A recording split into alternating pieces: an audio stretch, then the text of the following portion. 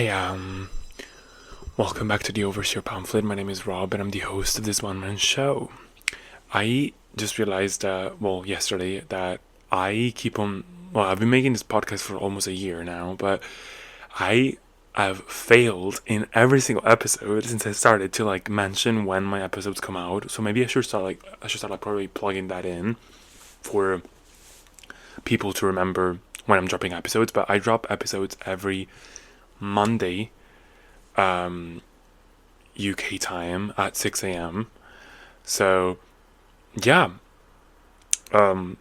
keep that in mind. Every Monday I get a new episode out, 6 a.m. UK time. I know I have a lot of listeners from the US, so feel free to do the conversion for me, but that's pretty much the usual schedule that I have. Sometimes I do make episodes emergency episodes and I drop them randomly, but my usual schedule is that every Monday I put out an episode. So put that on the list, put that on your calendar if you're dying to know what I'm gonna talk about every week. But yeah, so today's episode is going to be about an interesting topic. It's somewhat very controversial, somewhat memeable, I guess. It's part of it has turned into a meme, but it's actually a very serious topic as well. And it's of course P Diddy and his infamous parties and his charges and his very dark past being exposed. So yeah, there's been a lot of chats online about the very infamous parties that he has been throwing for such a long time by now, and everyone is trying to uncover who was at these parties, which celebrities are culpable, and I've been basically witnessing all these things and I've never said anything. Who has been who has everyone who's had an association with P Diddy now and has willingly associated themselves with P Diddy is currently being blasted online for keeping all these things on the wraps, for who knows, maybe money or whatever, any other possible gain from this. But either way, I'm gonna get into a bit of who is P Diddy, who is Diddy, who is what has happened recently, what has been happening for the past 20 years or something, and also getting into the meme of it all, were you at Diddy's party or something like that, who was part of Diddy's party or something like that. But yeah, first, I want to get into the songs of the week. Yeah. So I've discovered this new, I assume it's a new artist. I'm not really sure, but it's not a very popular artist, but it's called Miso Extra, and it's a R&B, Japanese R&B artist. And I came across this track called Space Junk from their EP called Space Junk as well. MSG is the name of the EP, but that song was ooh, so fucking good. It's very unique, I would say. It's definitely R&B, but the instrumental and the entire vibe of this EP specifically is very cohesive, and it has this very interesting production. I've never heard anything like that. It's a very mechanical sound, very kind of the drums and the snares in this in these tracks, actually, when the multiple tracks on this EP remind me so much of I don't know, someone beating a pan or something, the sound you make with when you use a spoon and you beat on a pan or something. I don't know, you gotta listen to it. It's very metallic, I don't know, interesting sound. I don't know how to describe it. It's very interesting, but incredible beat, incredible production. Love the style as well. It's a very casual way of singing as well. And so two of my favorite tracks from this EP are Space Junk, as I said, which made me discover the artist. So I'm gonna add that to my playlist called, I have a playlist for each month as usual. It's called The Overshare Pamphlet, Songs of the Week dash the month that we're currently in. So this is going to be the last episode of the month. So you're gonna be finding these because the episode's gonna come out on the 30th of September. So they still qualify as September songs. So you're gonna be able to find them in the September playlist. So yes, Space Junk is one of my favorite tracks from this EP, but also I love 50/50. They're both very similar in terms of production and beats and everything. As I said, like they're very cohesive. They do feel like they're from the same, album, of course. So both of them are incredible. I suggest you check them out if you like that. If you want to discover some new R&B music from a different country as well, because she does sing in Japanese, or the singer, I don't know, but yeah. So these two are on the list. Then I want to shout out Jade for Midnight Cowboy. That's her second single. It's a very interesting track, very like clubby, very hyper poppy, very campy. She also has that actor from Sex Education, like speaking in the track, like very fun. But yeah, it's a very interesting track, very like hyper poppy. So if you like that vibe, if you like Charlie XCX, you would like this track, I guess. So yeah, that's that. Jade has been, I would say like it's time to talk about it, I guess. But I think out of the all of the like if you didn't know, Jade comes from Little Mix, which is a British, was a British girl group, and the four members all have gone their separate ways for now to venture into their solo projects. And I think out of all the people went into the solo spheres, I guess, Jade has made, I would say, the most interesting,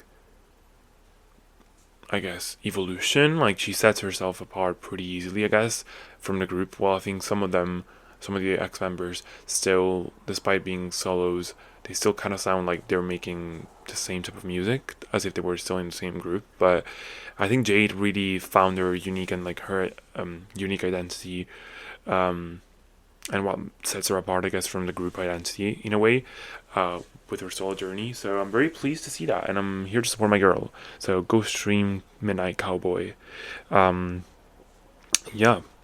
And then, last but not least, I want to include... Should I put this one? Yeah, why not? The Joker by Harley Quinn, which is the new Lady Gaga album, companion album to the Joker Folie à Deux, which is Joker 2, basically. I gotta say, the album is very interesting. I think I would need to watch the movie and then listen to the album, because it seems like there's a lot of lore and like a lot of references to the movie itself, but the movie hasn't come out yet. So I think I would appreciate the album even more when the movie comes out.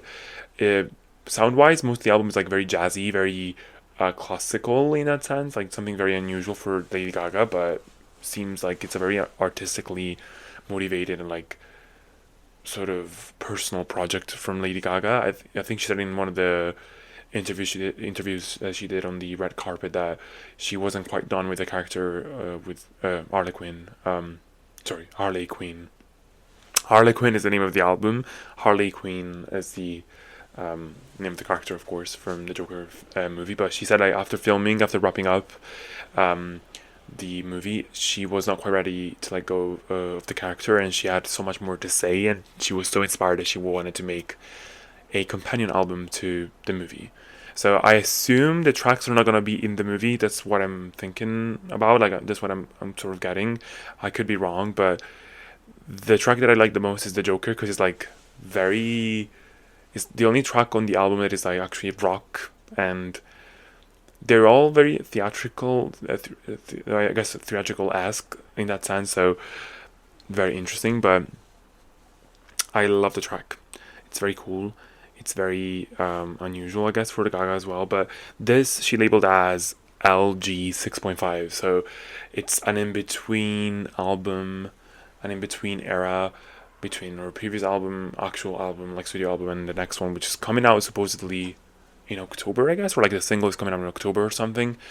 So LG 7, Lady Gaga seventh studio album, is gonna be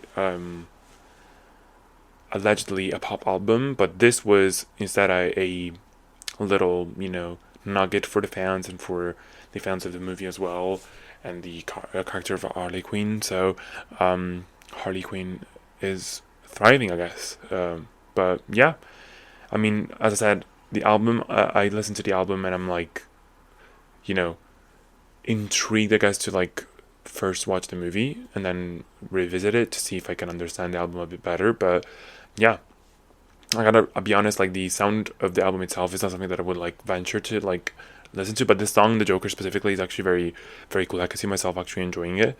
So yeah, period.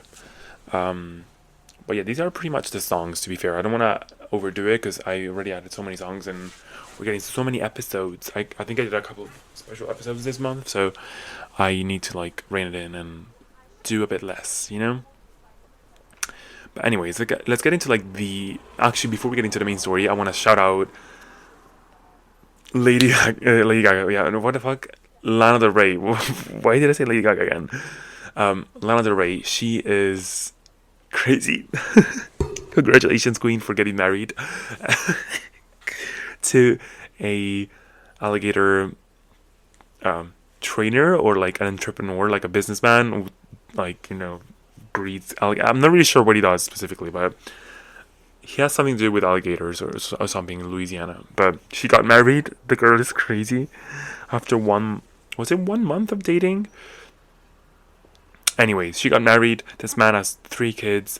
And somehow, this is so Lana Del Rey. Like, in my mind, this is something that only Lana Del Rey could do. Like, this is an insane, unhinged type of marriage, and I love it. Honestly, like, she looks beautiful from the few pictures that I've seen, which is not very, like, there's not that much on the internet, but she was looking fabulous, and she looked like she was having a great time. So honestly, I'm kind of gagged. Like, that was so funny.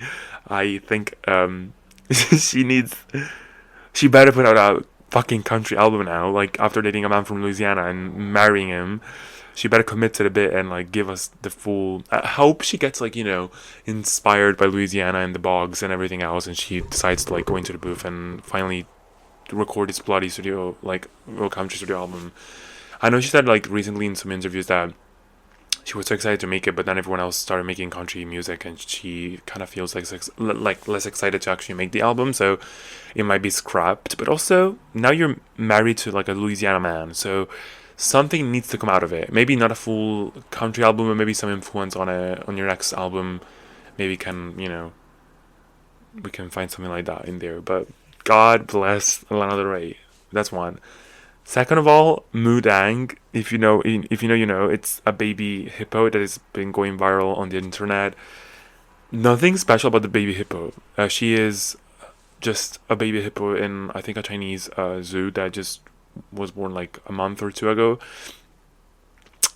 She's just super cute, but I thought we all knew that baby hippos are cute, but I guess this one specifically was just chosen by the internet as the new star of the web, and rightfully so. Like, she's so cute and so I'm obsessed. I don't know what I'm talking about a baby hippo on my podcast, but it's just that influential. She's the new standard. She's a new diva. You guys need to like pay attention to Moo Deng.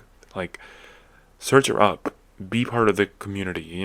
Be part of this whole shebang. So, yeah. Anyways, besides these two like quick, I don't even know how to call these, but random facts, I guess, like pop culture facts. I think we should get into the real tea of the day, which is P Diddy. I think this has been like, of course, going up around for a couple of weeks now, because I believe he was arrested a week ago or something.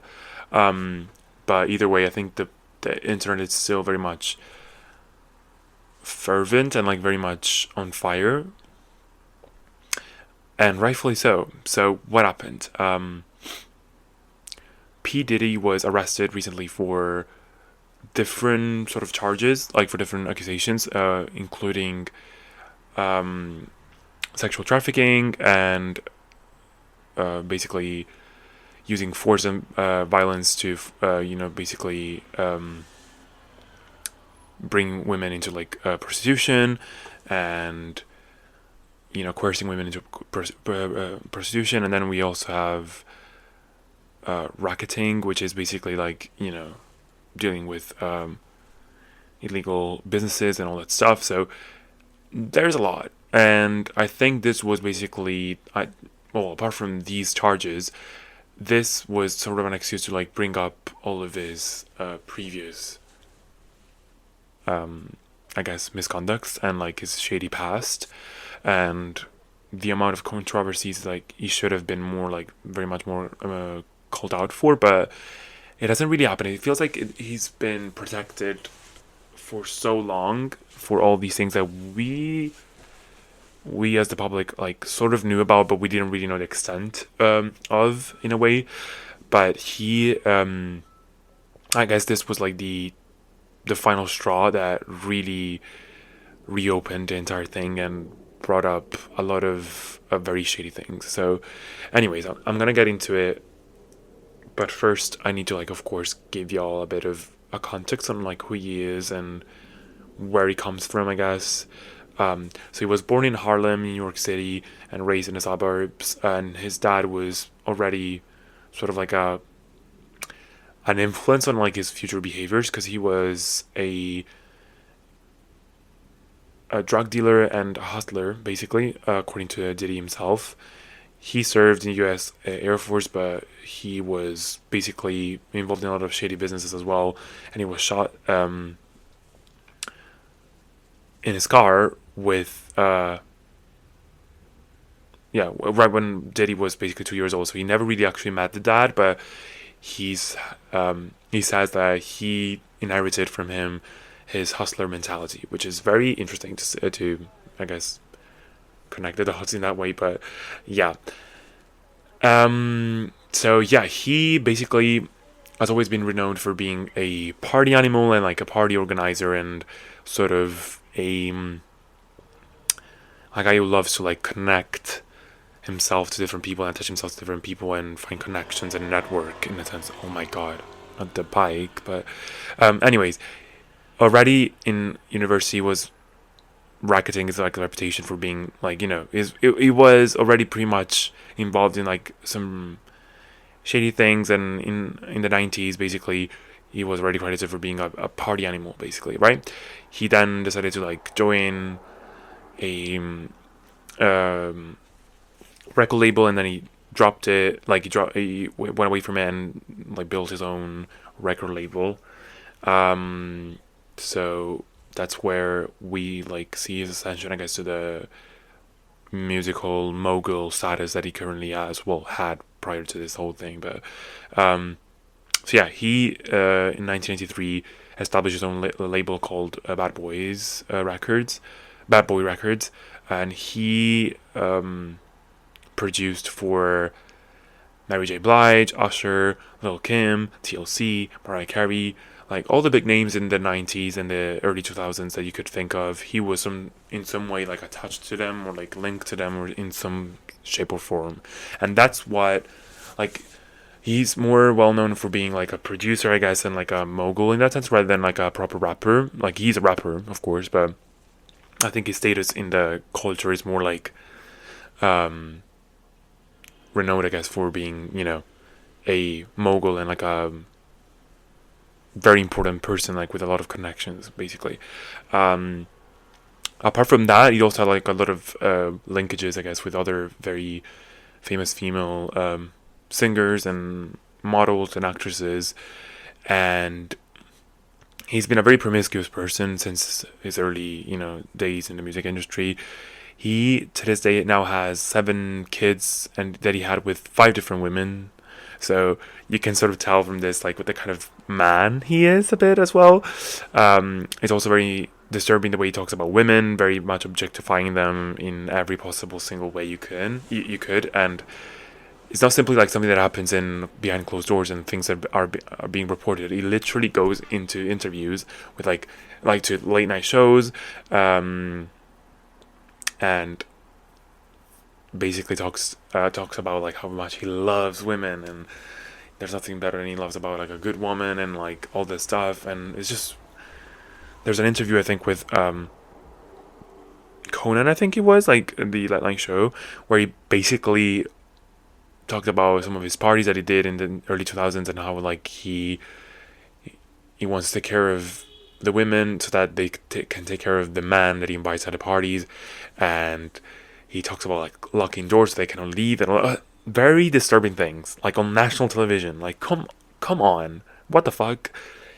And in a way, it's not really surprising that people have been, protecting him, or like sort of, brushing under the rug all these things, and like, keeping his name intact for so many years, because he, as I said, like has so many connection, and everyone would basically, I think, has some stakes in his reputation remaining intact.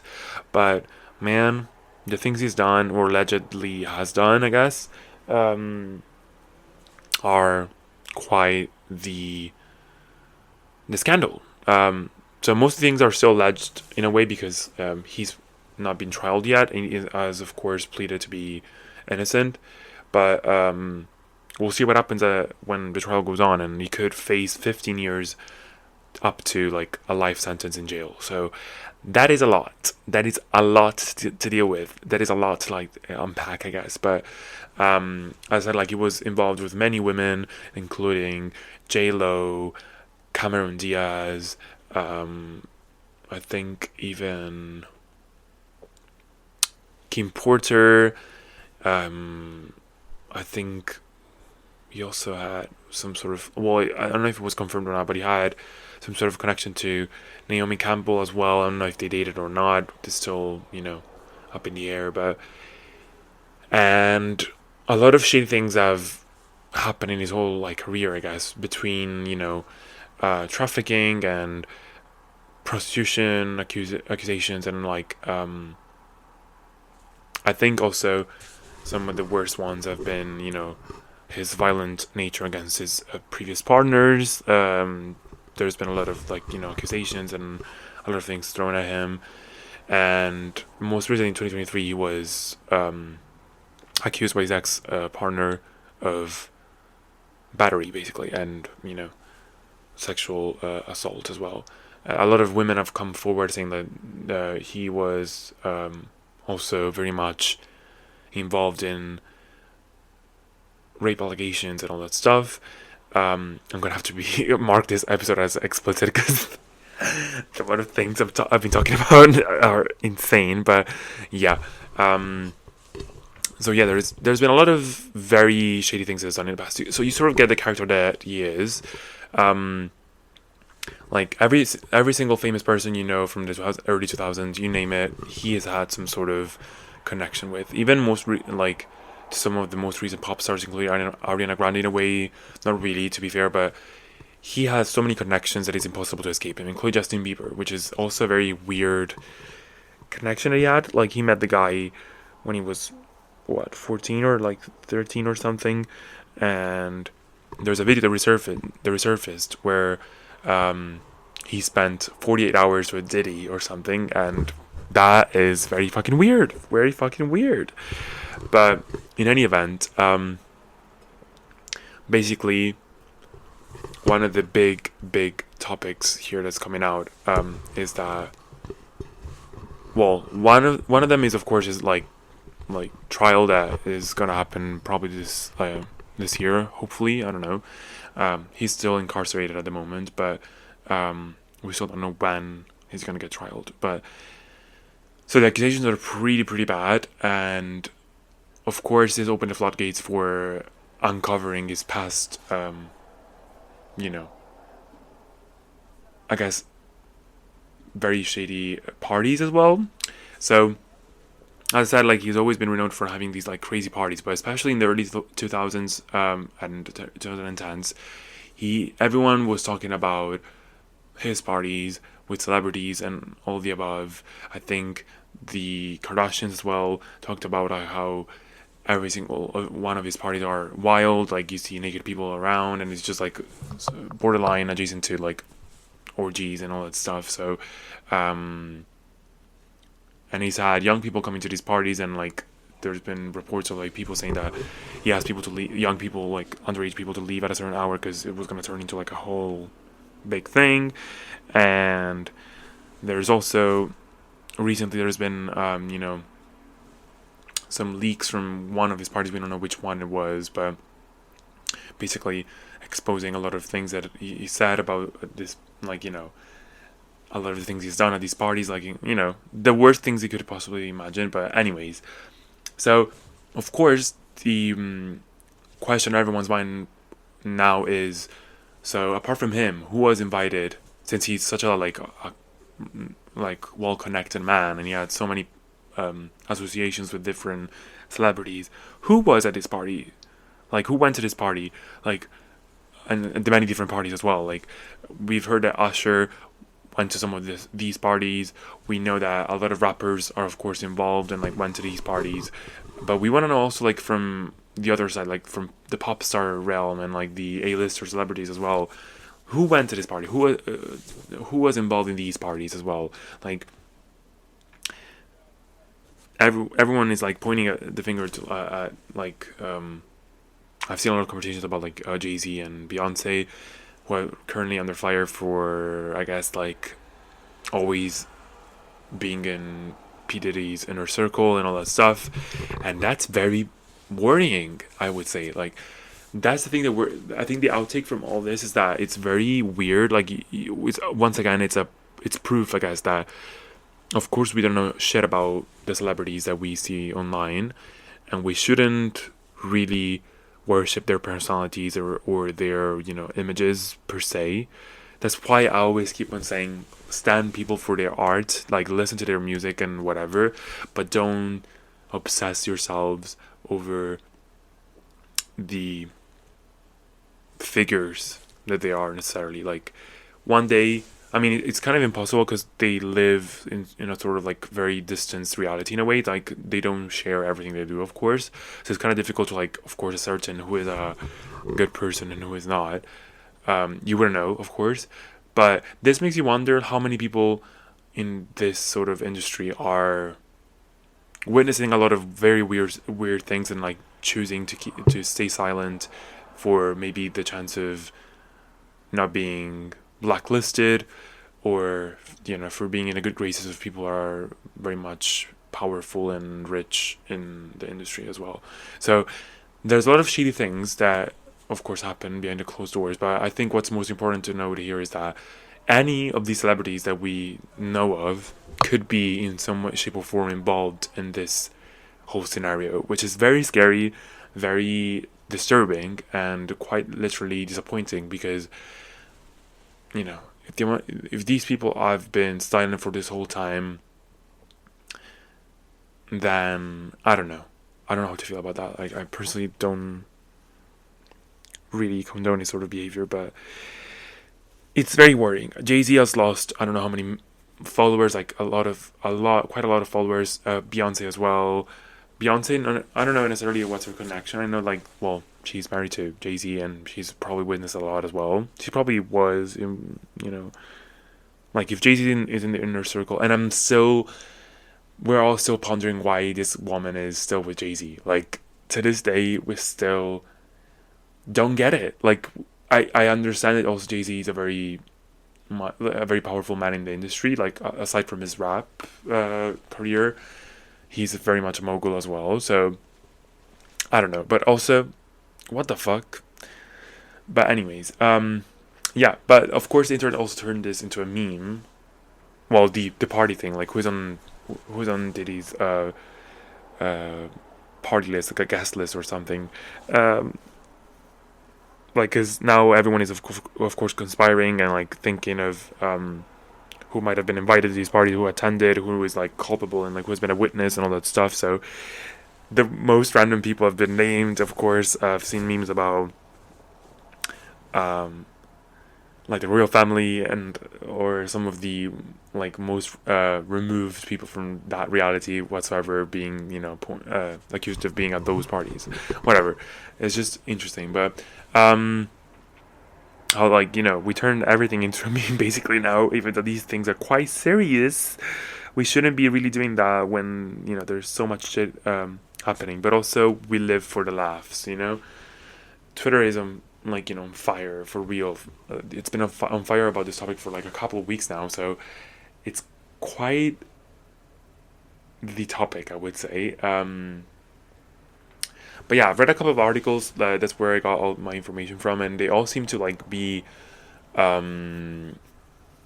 sort of rounding up this whole thing by saying that he has been doing this for like 20 years and going on unpunished. Basically, that's the main thing that I've been gathering, is that he's been involved in so many weird things for so long, and he has still been sort of like protected, or like, well, I guess some of the controversies were of course brought up before, but I don't think he's ever gotten into like this sort of trouble in a while. Like, I think the FBI snitched or something. Well, they were investigating and they, had to do something in the end. But it's crazy to me that for so long this man has been like free to do whatever the fuck he wanted and hurt so many people, and I've done so many disgusting things, and we're just now witnessing some sort of retribution. So I am scared. I'm scared of these celebrities. As I said it before, like, you'll never know. You'll never know who's gonna be next, who's gonna be exposed for something very, very, very much illegal. But yeah, that was sort of the main situation. Now, what's gonna happen next? I think, of course, I think between the famous artists, like, people know who is involved and who hasn't been involved in these things.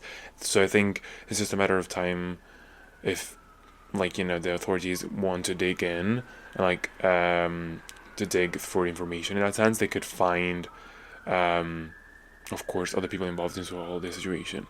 And I wouldn't be surprised if we got any big names. We'll go, ooh, speaking of jail. Okay. See, like, whenever I do an episode, there's always some sort of thing happening in the streets. Like, what the fuck? But yeah, kind of crazy. I don't know. That is is definitely something to look out for. Like, who's gonna be called out next, and who's gonna be dragged into this whole mess. I've seen a lot of people, like, calling out plenty of rappers, saying like, none of you are stepping up, none of you are confessing, or like are bringing even more information to the situation that could help bring this man even more down. Because they're all, I don't know, are they all scared of something? I don't know. Or are they all like complicit in a way? It's just weird. But that's something to look out for in that sense, like, who's going to be dragged into this whole mess again. And also I would say it's important to see what's going to happen at the trial, whenever it's going to happen, what is going to happen to that. And yeah, I guess it's sort of like an interesting story still in development, because we even don't know if it's going to be found guilty or not. But I think from the amount of information we've had for the past few years, it's quite astounding that astonishing that, like, he hasn't really been found guilty for any of these things yet. But anyways, yeah, let's just see how he goes. As I said, I'm gonna be keeping my eyes on this whole situation, because I am very much intrigued into the drama. Like, I'm plugged in. I love the drama. Do not wish to be part of the drama. Thank God I'm not. But I am definitely intrigued to see what's gonna happen next. I've also seen people now, like, taking this out of context and, like, making theories about, for example, Taylor Swift, how she knew all along, and so, like the Kanye situation that instead that happened at the VMAs or whatever was like a bigger thing than it actually was. That like there were stakes in having Beyonce winning, and then the fact that Taylor won out of mere like fan votes or whatever messed all these people's plans. And I don't know, it's just the amount of things. Or I've also seen, on the other hand, people saying that Kanye West was trying to instead protect Taylor Swift when he came on the the stage at the VMAs when he interrupted her speech back in 2009 or whatever it was.